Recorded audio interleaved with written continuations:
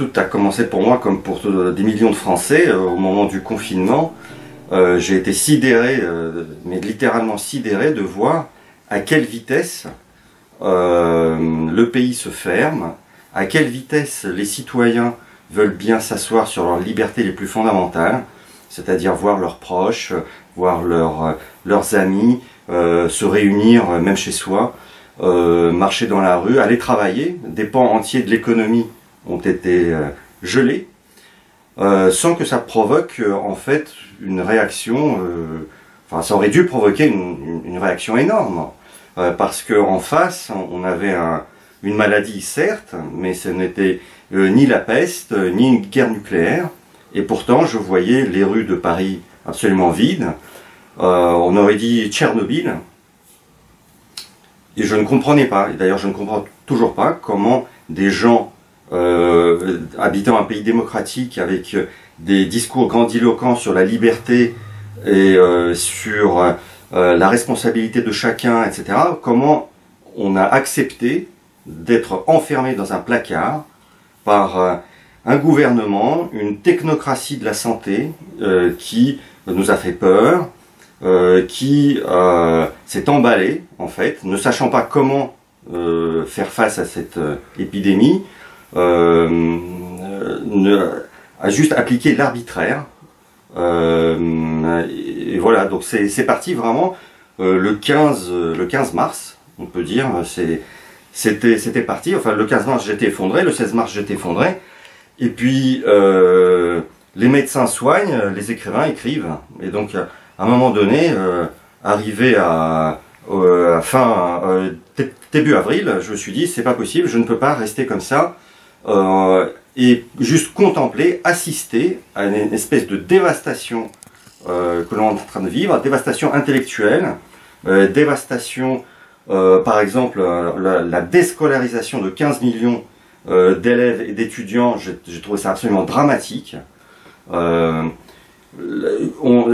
la première fois dans l'histoire, en fait, on disait, le gouvernement, les services de santé disaient clairement, on ne vit que pour vivre, en fait, que pour rester vivant. Voilà, on ne doit vivre que pour rester vivant.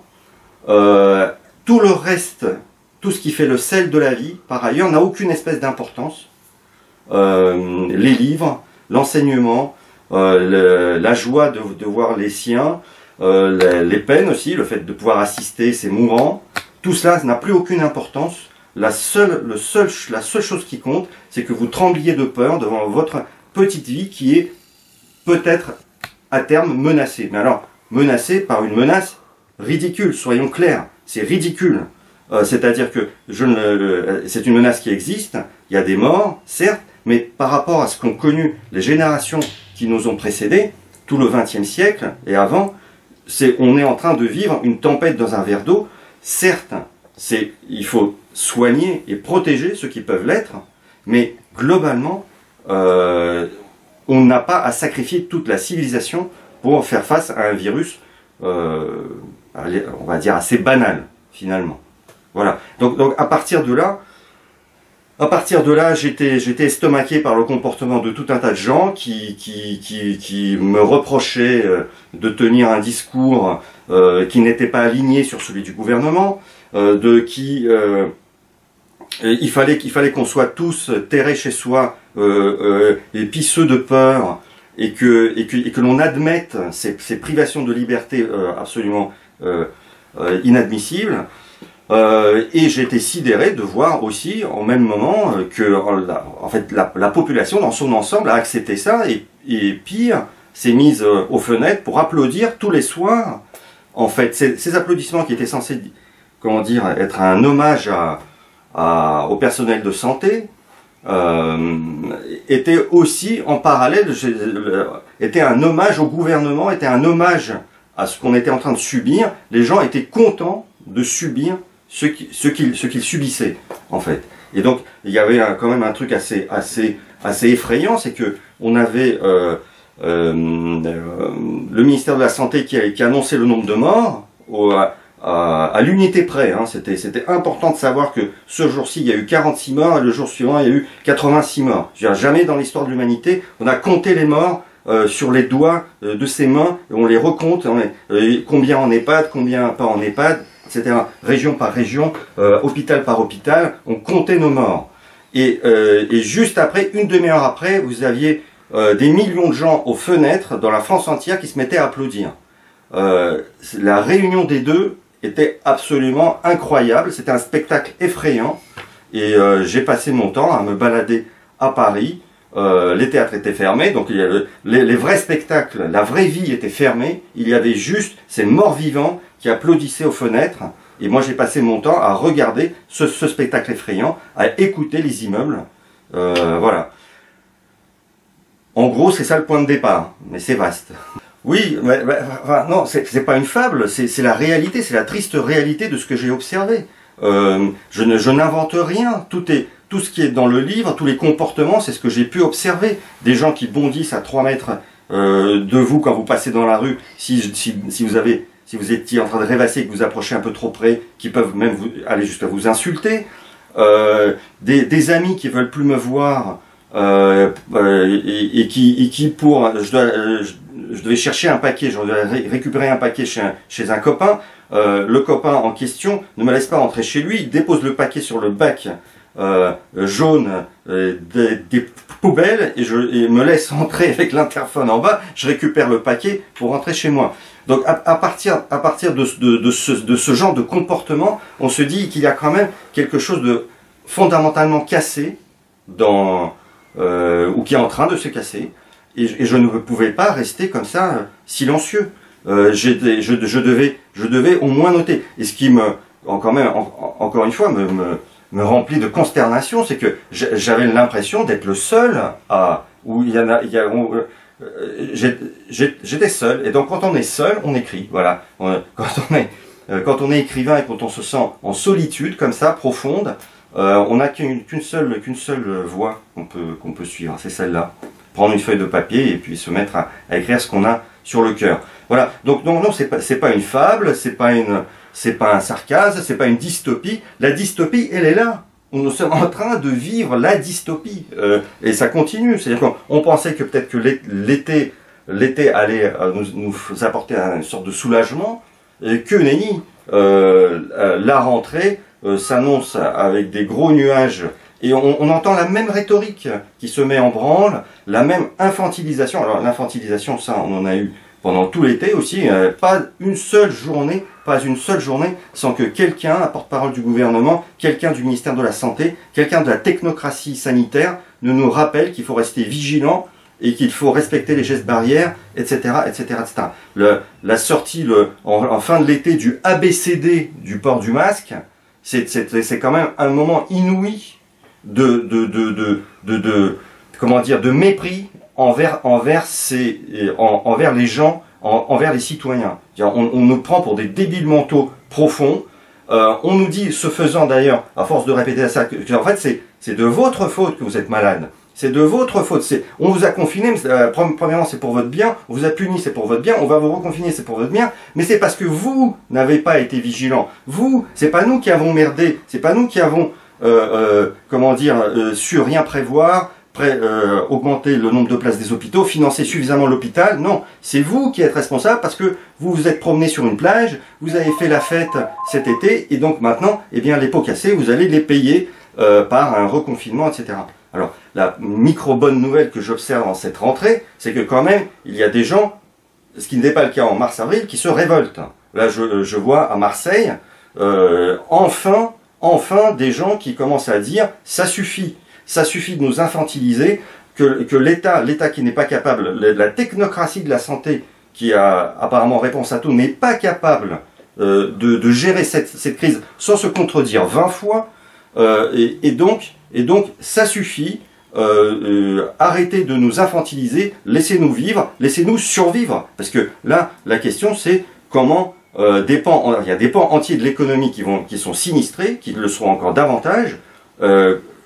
Comment ces gens-là vont vivre? Moi, quand même, il y a quelque chose qui me choque profondément, c'est qu'on est solidaire avec les personnels de santé, mais personne n'est solidaire avec les précaires, avec les auto-entrepreneurs, avec les étudiants qui n'ont pas de job, avec tous les gens qui sont démunis, avec les gens qui ont autre chose que le virus. Il y a des gens qui ont le cancer, qui ont attendu je ne sais pas combien de mois avant de se faire diagnostiquer. Et tous les jours maintenant on découvre d'ailleurs des articles suite au Covid, mais non, ce n'est pas suite au Covid qu'il y a des gens qui ont le cancer qui ne seront pas soignés, ou qui seront mal soignés, ou qui sont soignés en retard. Ce n'est pas à cause du Covid, c'est à cause de la technocratie de santé qui a dit qu'il n'y aurait qu'une seule maladie, le Covid. Et c'est tout, vous n'avez le droit de mourir que du Covid. Donc, le comble enfin si on peut dire le comble, parce qu'en fait le comble est à toutes les 5 minutes, il y a un comble. Le comble, c'est le masque. Donc le masque, il faut le porter maintenant dans la rue à chaque fois qu'on sort, sauf si on veut fumer.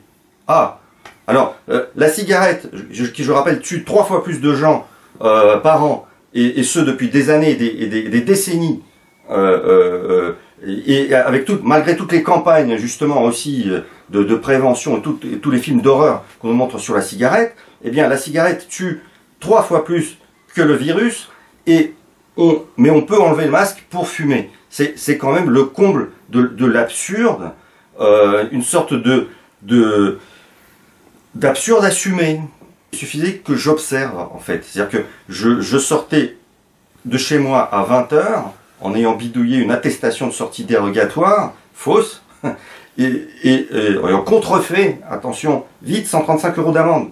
J'ai contrefait mon attestation de sortie dérogatoire, et je sortais, parce que je n'avais pas à aller au magasin, je sortais juste écouter les immeubles, et voir les gens, écouter les gens en bas des immeubles, ce qui se disait, parce que il faisait beau, les gens étaient au balcon, il y en a qui passaient leur temps à manger l'apéro, à prendre l'apéro, et donc à 20 h on se mettait à applaudir. C'était très très sympathique, très convivial, mais avec tout ce que ça comporte de sinistre, hein, en réalité. Cette convivialité cachée en réalité un égoïsme absolument sidérant.